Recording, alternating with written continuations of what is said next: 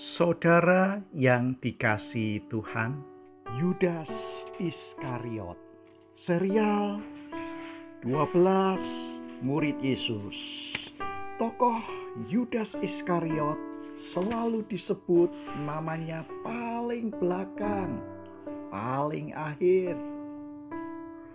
Di dalam Matius 10 ayat 4 dan selalu diberi keterangan yang mengkhianati dia atau pengkhianat. Yudas adalah satu dari murid Yesus yang tidak bisa mengikuti Yesus sampai akhir, bahkan meninggalkannya. Kisahnya dimulai Yudas Iskariot itu dipilih oleh Yesus. Lalu ia disebut sebagai anak Simon. Yohanes 6 ayat 71. Lalu dikenal juga sebagai Iskariot, artinya orang dari Keriot. Orang yang memang punya garis keras, punya sikap yang keras di situ. Dan menariknya di dalam Injil hanya dibicarakan kehadirannya Yudas Iskariot. Dia yang berbicara dengan mahkamah agama. Dalam Matius 26 ayat 14 sampai yang ke-16 merundingkan bagaimana menangkap Yesus. Lalu digambarkan kehadiran dalam perjamuan malam terakhir.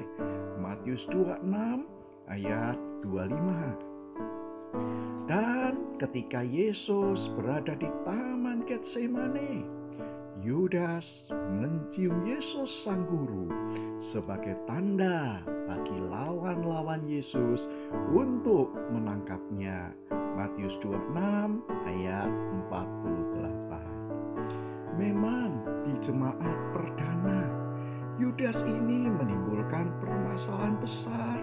Mengapa ia sampai mengkhianati gurunya?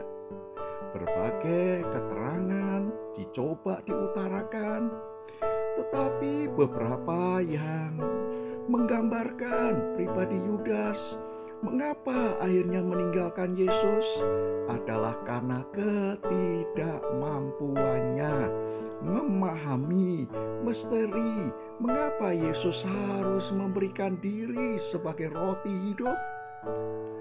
Dalam Injil tersebut disebut Yudas yang tidak percaya disebut sebagai iblis. Nampaknya Yudas mau mengikuti Yesus karena ada pertimbangan keuntungan duniawi.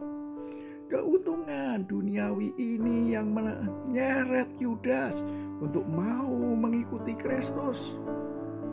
Tetapi pada akhirnya ketika Yesus mau menyerahkan diri, Yudas tidak bisa menerimanya dan akhirnya meninggalkan Yesus di tengah jalan. Nah, apa yang menarik bagi kita? Kalau kita mau mengikuti Yesus, mari mengikuti Dia sungguh-sungguh, tidak setengah-setengah dan tidak